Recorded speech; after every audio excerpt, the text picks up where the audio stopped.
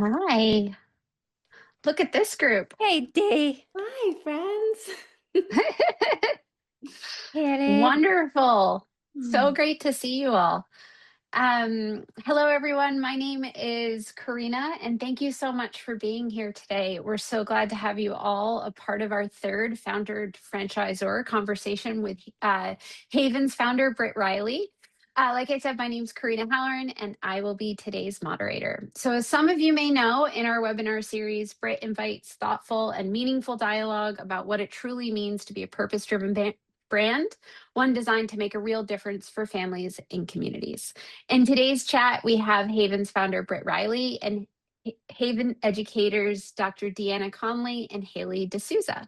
Our goal here is to explain the incredible impact that our signature educational approach, the Haven method, can have on both parent and child, cultivating thriving families and kind children. As mothers, educators, community members, leaders, visionaries, and overall kind humans, Britt, Deanna, and Haley collectively have lived, breathed, created, and experienced their own children through the Haven method. Our goal here today is to have a 20-minute chat, and then at the end, we'll do a 15-minute Q&A with our wonderful webinar attendees. So please add your questions into the chat. We would love to get to all of them at the end. So anyways, Britt, Haley, Dr. Deanna, we'd love to hear from you. And if you could please introduce yourselves, I'll pass the mic to Britt. Okay. Hi, everybody. This is exactly why we decided to do this webinar in the first place, essentially so that we could get Deanna and Haley on it at some point in time. Um, so it only took us three times until we got this. But I think it's super important to share. When I came up with the idea to pair childcare, fully licensed childcare with workspace and fitness, I immediately realized that childcare needed to lead the whole thing and that it needed to be as high quality as it could in order for, first and foremost, parents to feel that sense of ease that their kids are in the best possible hands, and then to be able to, metaphorically or literally head upstairs and use the workspace and fitness. And given that my background at the time was absolutely not in education, I was in marketing for my whole career. Um, it I knew immediately that in order to achieve that, we had to surround ourselves with people who are extremely good at what they do and who are genuinely very special and open to doing things differently in order to evolve the industry. And so that path led us to Deanna and to Haley. Uh, Deanna at first, I think I had posted in a Facebook group, Yes. I have this idea. Does anybody else find this parenting thing with work and kids really impossible? And she was one of the people who responded, and that was about, I think, a year, maybe more, before we ended up opening the first club. And Deanna's become so integral in all of it because it turns out she's a doctor of behavioral. She's a behavioral specialist, and she has two sons who, the younger of which was at an age where he could join us at Haven. So Deanna is truly a day one Haven mom, and they have been a day one Haven family in the same class as Zoe. Uh, and uniquely, Haley is also day one in that about, I think, 3 weeks before we opened our first club, we were doing interviews. Zoe was with me. Haley came in to interview for a head teacher job. Zoe immediately hired her. And And it the was rest Zoe is hiring me. history. She totally did. And so Haley joined us from the very beginning. She's seen all of it. She started as a toddler teacher, and then she made her way into the director role where she was able to lead the whole team. She is incredibly wise, very thoughtful. The way that she leads the team is just, it I'm always in awe watching her in actually any role that she's had now, because now 7 years into it, she is the head of curriculum development and training. So the incredible kind of energy and style and everything that we want to see in our teams is actually brought to everyone now through Haley and Deanna in the curriculum that they developed. It's called the Haven Method, um, and also in uh, the training programs. So we have a ton now. We have a learning management system, which all of our teachers and our directors and our teams have access to. And inside of that learning management system it's a whole library now of curated training courses, videos, all sorts of resources for all of our Haven teachers to utilize. And it's been very cool to see the way that they've developed that, both through just knowing that something would be valuable to people or through a teacher coming to them and saying, I'm having this, this thing going on. And next thing you know, there's a whole training about it that anyone can reach. So it's been just, the joy of a lifetime to watch Deanna and Haley put together the curriculum and all this training and their teams and everything. But it's also one of the many stories of people who, we've met, and we wouldn't really be here in the same way, for sure, without a doubt, without these two women. So it is my pleasure to introduce Dr. Deanna Conley and Haley Page, Haley DeSousa. She's married now. We've welcomed new children. All sorts of people have gotten married. They've had babies on our teams, and that's been also amazing. So all three of us have had our kids in the program or currently have our kids in the program, which is amazing. So I'll hand it over to you, Haley, uh, and and then um, and then we can hear from Deanna. And I think it'll just be really fun to have a conversation around kind of how you found it, where we started, and kind of how we evolved to get to where we are today. Mm. Yeah, so my background is in early childhood and special education. And when I left school, I just knew that that general way that education was running, it was just not something I was interested in. I didn't want to just kind of continue on this path of least resistance. I wanted something new and fresh and innovative, and that's exactly what Haven is. And that's what I found with Britt and Deanna and their children. And I was super inspired by them, to see these parents who refuse to sacrifice their goals and desires and still be the very best parents was something that I, as a teacher, I wanted to provide for them in any way that I possibly could. So I continued to grow and I continued to learn. I really tried to model that for our teams. Learning isn't done at any point in your life. So I've gotten a master's degree in curriculum and instruction to really provide our team with as much as I possibly can. And then I've continued on and I've gotten a graduate certification from Harvard University in early educational leadership. As Britt mentioned, I am very passionate about leading our teams. I have this philosophy that while I could do a lot as one person, I can do a lot more when I have a team of people behind me. So I'm very passionate about that fact that, we need to have all of these educators, all of these parents really prepared through the Haven method in order to support as many children as humanly possible, because in the end, that truly is our goal. But I will pass it over to Deanna. Yeah, thank you so much. And thank you for having me here as part of this today. Um, I will share that I landed on the doorstep of Haven. As Britt mentioned, I was probably first in line, anxiously awaiting for the creation of this new model. I was kind of a lonely mom, two little ones. We were new to the area, and I was looking for childcare primarily so that I could go back to working, but also was looking for community. And I think that's what makes Haven so special is that it gave me both in so many ways. And because of it, having experienced it as a parent, and I also happen to be an educator as well, I've become very passionate about this model and what it can do and how it can change how we view childcare as a country, I hope, because I think there's a lot of work to be done. And I've ultimately had the privilege of getting brought onto the team on the educator side. My son has since graduated. I cried when he left, but I hung around because they weren't getting rid of me either. But now I get to work in consulting with Haven. Sorry, sometimes I jump back to Clubhouse because that was its early name.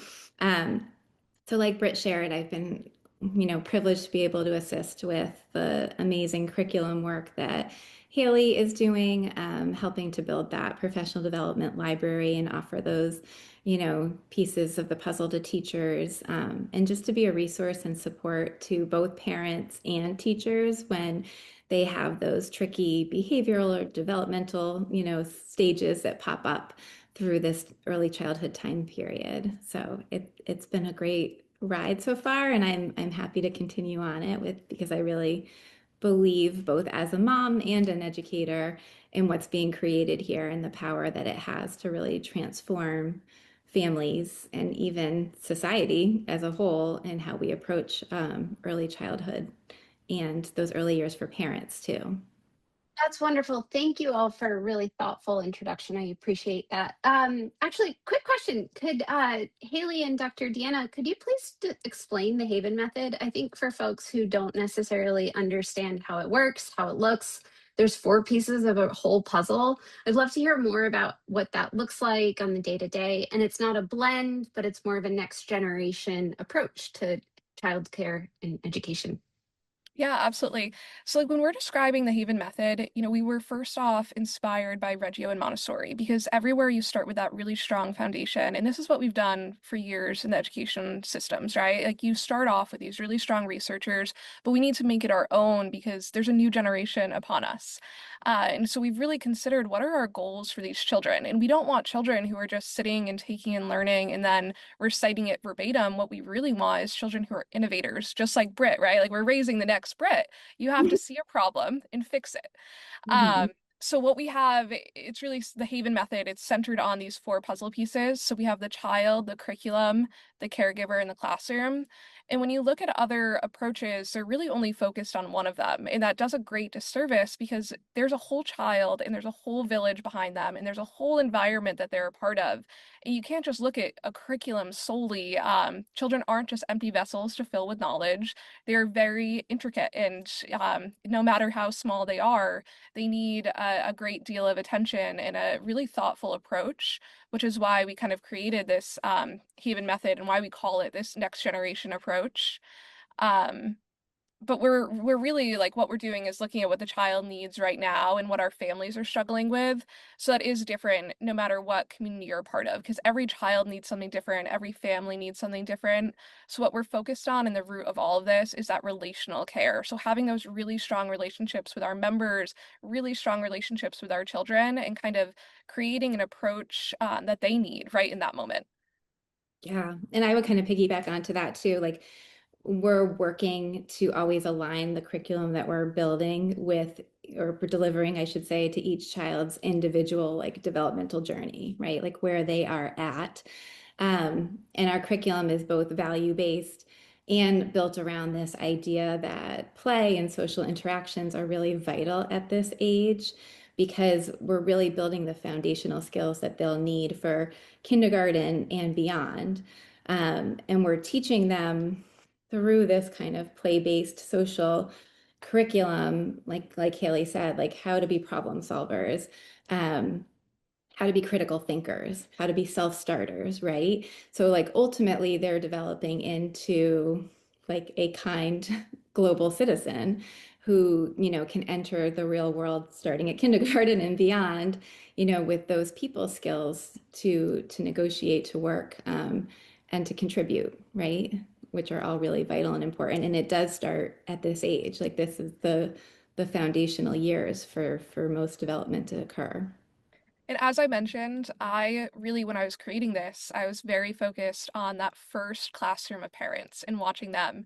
And I am so lucky to know Britt and Deanna as mothers, and they are so playful. And that's something that I really wanted to bring to everyone, right? Because while research does say play is the best way to learn, it's also the best way for all of us to regulate. And play doesn't leave once you turn 8 years old, you're no longer a child. Adults need to play too, and teachers need to feel playful, because then they're going to respond with curiosity instead of control. And our parents can, connect instead of having these power struggles with their children. And ultimately, play is really what softens all of us, and it's what builds that really strong attachment in our children.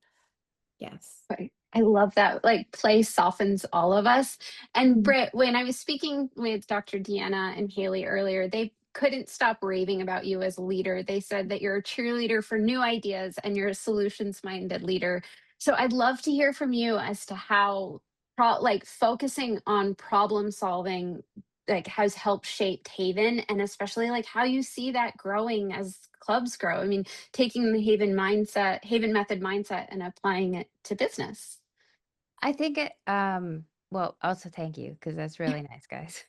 But Good. I, when we did this and when I saw the need for it, I kind of wanted to design something which, first and foremost, people, no matter what the role was, whether you're a parent, a child, or one of our like team members, when you show up every day, you're not really, it doesn't feel like going to work, it doesn't feel like a kid has to go, on every level where that could feel like work. You're waking up and you're like, I feel really good about the way that I'm leading my life. I feel really good about the way that I'm spending my time. And so that goes for every single person. And so from there, it was okay, well, how do you design something that is meaningful and valuable from the heart and the mind, for all of these different needs? And that's where, um, when I look at myself and my own kind of my own values, I I want, and I say this to my daughters all the time, like, as long as you stay curious and you still allow whimsy, you know, in your life, then your mind is also open to all these different options, right? You can do things differently. You don't have to do it the way it's always been done. If you stay curious and you think about these things, then the problems the problems always come with some kind of idea for a solution. And so it's kind of looking at a problem and then always seeing past it to what can be done. You can't solve everything, but at least it gets your brain thinking. And so that's where evolution comes from across the board.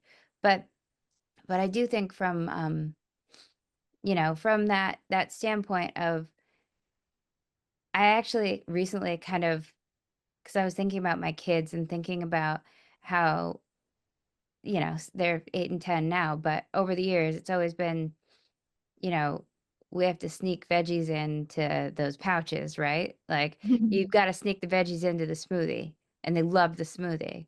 And so kind of when I look at from a from an outside view, when I look at our curriculum and I look at what we're doing, it's, people will say, if it's play based, are they really getting everything that they need out of that? And I think of the same thing where I'm like, if it's a pouch and it's a smoothie and there's fruit, are they really getting everything they need out of it? And it's like, yeah, absolutely. There's 17 vegetables hidden in there and they don't even know, and they're having a blast. Um, Mhm. it's the same thing, on like to distill it down into that. And so when you think about it, and when I think about seeing the kids who are all in the club and seeing Zoe and Harper, as they grew through it, they're developing a foundation of confidence, of a sense of self. They're doing it through feeling nurtured and loved, and they're able to establish a real a, a real true sense of, I'm good, I'm safe, I'm good, and I can be independent. And that on a certain level is, in my opinion, so much. I mean, at that age, when their brains are developing the way that they are from 0 to 5, that's the Mhm. most important thing that we could possibly give our kids, right? Sneaking the vegetables in and, making sure that they head off into, kindergarten, and they've got the different things which they need, whether it's the alphabet or, numbers and things like that. they walk out with that, like without a doubt. They don't know that they're even learning those, checkbox things along the way. They're just having a ball. So, um, that was really what we wanted to achieve is it's as much about building the foundational, kind of sense of security and love and nurture that allows people to open their mind to options and to become curious, that then you send them off into the world and they can do anything as long as they've got those things. So that, I mean, that applies to everything, whether it's our curriculum, our teaching styles, whether it's our leadership style, whether it's how we manage our teams at the clubs, or how, I'm working with our whole team, from a corporate and franchise standpoint. And it's in that sense, we're trying to instill all the same values. It top to bottom and all around, you know? I think that's the best analogy. Sorry to No, interrupt, but no, I please. feel like that's the best analogy. And I'm so glad you touched on that, Britt, because I feel like there's this misconception that play doesn't involve real learning as well, right? And it absolutely does. And it's the best kind because it's engaging and it's fun and it meets children where they are at that age and stage. And I feel like as a country, there is a trend right now to push kids faster than their development, right? And what's happening in kindergartens now is what my generation did in first grade. And we're not breeding like superhumans, right? It's the same children, the same brains, the same development.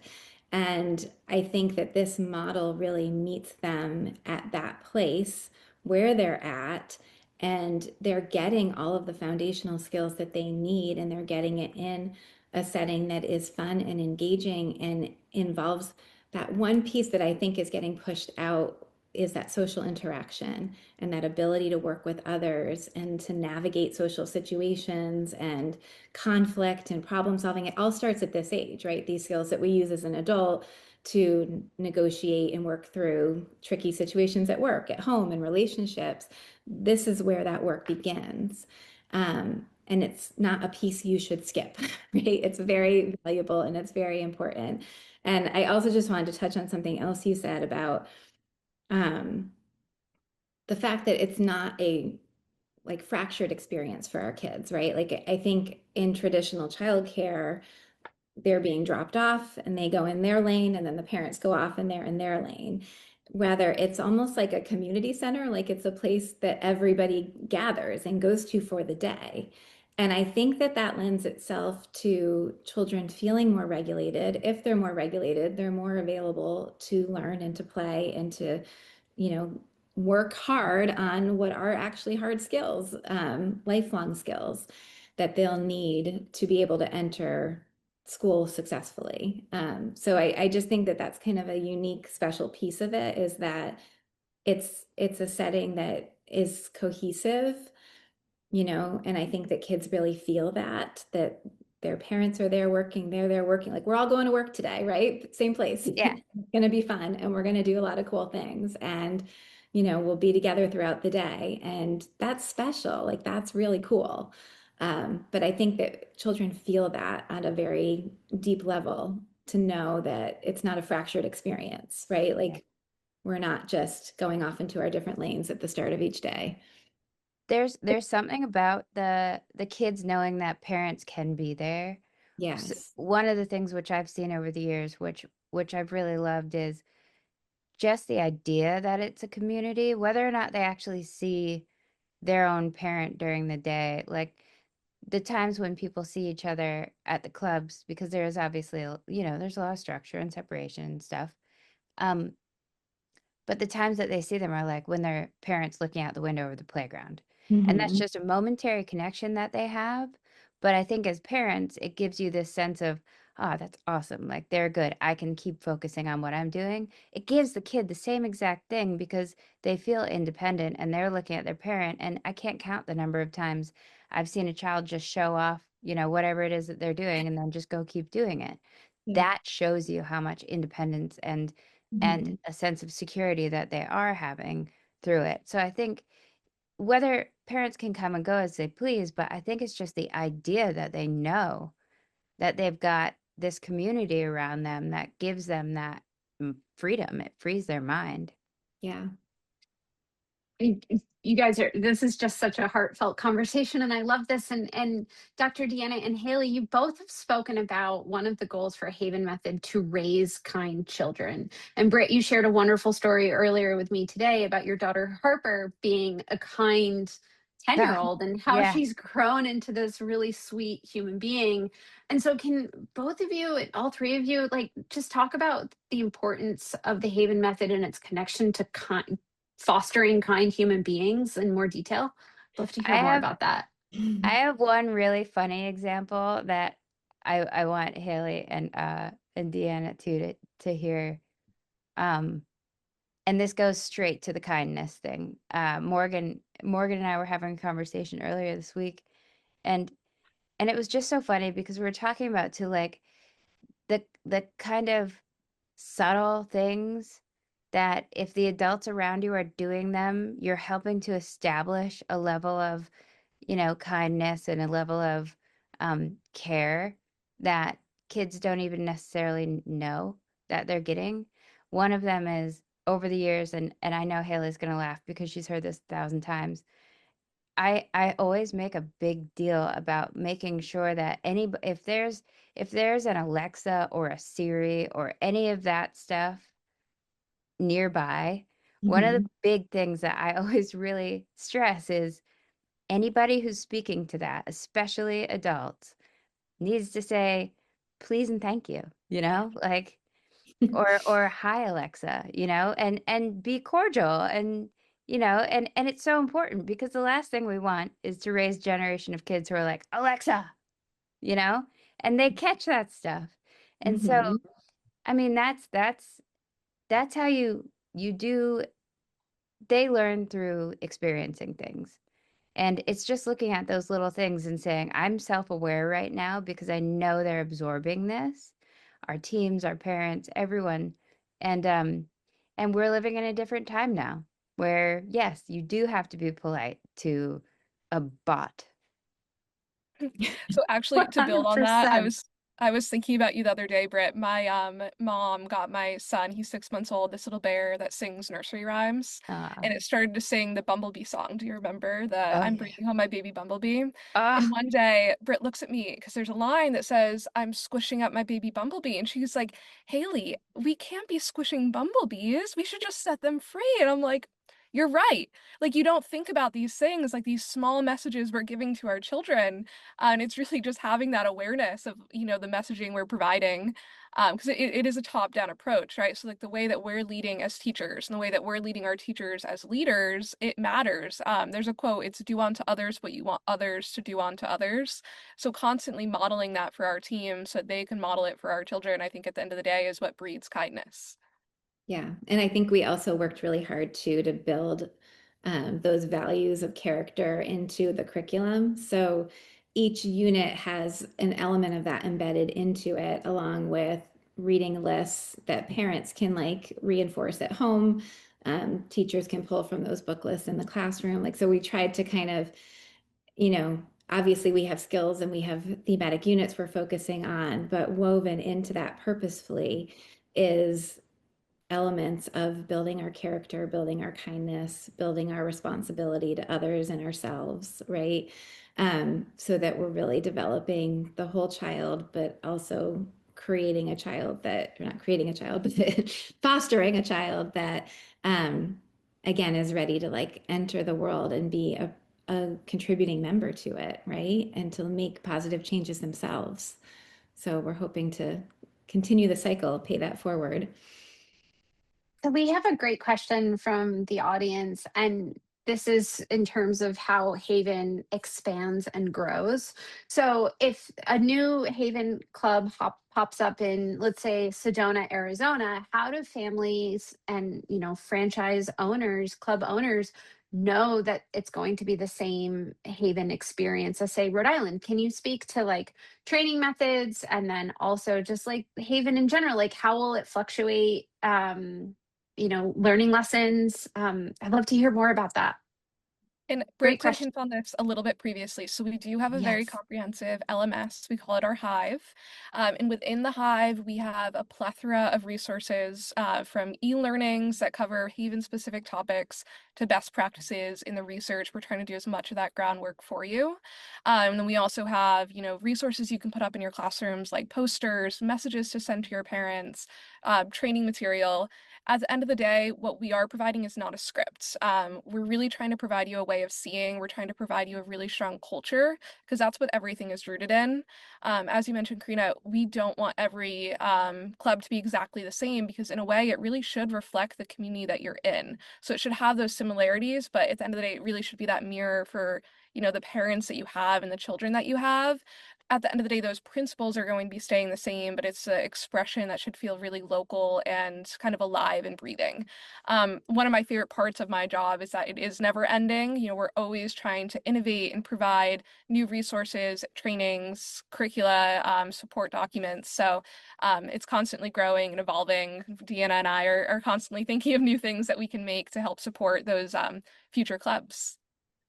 Wonderful. Thank Yeah, you so much. I'd say Yeah. I'd say one thing too from an experience standpoint as well is I think that's one of the great things about being so when we were choosing to grow, uh, not as a corporate entity, but as one which is, you know, their communities within someone's community, and they're owned and run by someone who brings it there and who cares about it, that person doesn't have to be Deanna or Haley or myself. They don't have to, but they have us. They've got all of us and they've got everything that we have to bring to the table. And we will speak out on their behalf and we'll support them and get their teams excited about it too. Like that's part of us. That's one of the things I love so much is that we get to build this overarching culture in the company, which you got to do it from day one. I think I've always heard that when I started my career at Patagonia, I always heard that was you can't retroactively implement a culture into a business. It has to be there from the very beginning. And I absolutely, when I came up with the idea 2 years before we opened the first club, that was on my mind. And so we're bringing that to every single club as it opens. And now not only do we have that as an idea, but we actually have everything to back it up. And we have everything to help people who own their clubs foster this amazing experience and culture for their team members and their parents and their kids. So I actually think that's one of the things where it's like I would do that all day long over, flying blind or something along those lines. Yeah, and I think it really boils down to understanding the why. And I think that's something that, is really engraved in our culture. Our parents understand the why, our teachers understand the why, our children feel that why. So as long as you have that as an understanding, you're really going to be able to adapt this to any community with integrity. And speaking of the why, Dr. Deanna, when you were reaching out to Britt and starting these first conversations, I know it's kind of like at the end of our conversation. So I'd love to hear a little bit more about Liam and his introduction to Haven and just like how it changed you as a parent, just from that parent's perspective. Oh my goodness. In every way, so much. Liam was 2 and, jumped right in and was a happy guy. And had Miss Haley as a teacher, which you can't go wrong. It was an amazing experience. But I think more so I feel like Haven came in and met how families function now, right? Like it instead of us trying to fit into the other models that were there, they fit into our family. And that was really powerful because we went from this place of kind of having fractured childcare, which resulted in kind of fractured work for me, right? Because um, I work as a special ed advocate now, and I'm trying to book meetings with families and support them in their school experience during the school day. And, here the different daycares and facilities that I were finding were like, well, we have, from like 9 to 1 open on these 2 days, right? So I'm like running around like crazy trying to book my meetings to fit in that schedule, right? And then suddenly, with 0% wellness happening as well on the side. And then suddenly, like walking into the world of Haven at a time when, like, for most, I think, parents in that same phase is like traditionally a very vulnerable time in your parenting and life journey, right? And to be met at that time with support and understanding and care, it was so deeply impactful and life-changing, really. Um, because now it wasn't a matter of this constant scramble. It was, oh, I have a place to do my work and I have a place that's in community with others. So I'm not so isolated sitting in coffee shops by myself all day, and my child is cared for and is getting this phenomenal educational experience with a qualified teacher. And I can, if I had a meeting that was running a few minutes late, I can just call downstairs and be like, Haley, can you like hold Liam for 10 more minutes? And she's like, yeah, no problem. And it was like that village that a lot of us don't really have in reality these days that's talked about, this community that isn't really in existence. It's there more in theory. And I just felt that. And it allowed so many things to then start to fall into place and to move forward. And I can tell like one funny story going to, I had a parent call me. I was working at Haven and Liam's downstairs with Miss Haley. And I had a parent be like, I need you at this school right now. Like my kid's in crisis. And I'm like, great, I'm on my way. And I got up, ran over to that school. And she, we ran in, we did our thing, got everything settled. And as we're like leaving the building, she's like, wait, where are your kids? Are they in the car? And I'm like, no, like I don't just leave my kids in the car during a day in a meeting, but it was more like she was used to me having to like juggle, 10 things to be able to show up for her, right? And I was like, no, my child is actually half a mile away, very well cared for, probably in nap time, and that was so great because I could just do my job. But when she reflected that back to me, I realized how scattered I probably had been, trying to do my job without a village, without supports. It was kind of madness. And just the one other piece of that, I would say, is, as that part stabilized, suddenly, Britt, like we were saying before, she's like, well, what else do you need? Right? She brings in a personal trainer and I'm like, oh, exercise. I forgot I had muscles. Like, this is great, And I remember one day you saw me lugging files around. You're like, let's get a file cabinet. Like, and it was just like this great feeling of like regaining my sense of self back that I had lost, for so long, in the hot mess beauty of new parenthood. Yeah. But suddenly I had a space where I could think straight during the day and do my own work that is important to me. And I had a space where I could move my body and like feel what that feels like again and to feel healthy. And all of that trickles down to being available as a mom, Yeah. right? So by the time I'm picking Liam up, I feel great. He feels great. Like it just kind of feeds off each other and you just get off the hamster wheel for a minute. Like you get out of crisis mode and it's like your whole system calms and regulates and your child's system is regulating with you. So I just feel like it just redefined everything for us by meeting our family with where we were functioning now in today's society, which looks a lot different than it used to. Sorry, that might have been a really long answer. Great answer. That's awesome. It's There's this idea. Oh, sorry, Britt. Go ahead. I was just real quick gonna say, like, it reminds me of, so we have this message that is posted in the just in the front, right when parents walk in and before any teacher walks in. And it's a message about who Haven is, or who Haven would be if they were a person. And I think what Deanna was just describing is what like eventually turned into this message, which I put together a few years ago. But if Haven were a person, They'd embody the essence of a nurturing, insightful, and forward-thinking individual whose presence is both comforting and empowering. They're the kind of person who listens intently, not just to respond, but to truly understand and offer support tailored to your needs. Haven's the person who encourages you to take care of yourself, highlighting the importance of balance and well-being in achieving your goals. Haven's a blend of a wise mentor, a compassionate friend, and your most supportive and loving family member. It's also an innovative leader, and it's all rolled into one. And so when I think about that visual of it, it's something which I've always really thought of is our military families, the families who maybe don't have anybody in the area. Deanna and her family, when they joined us, they don't have the support of those elements around them.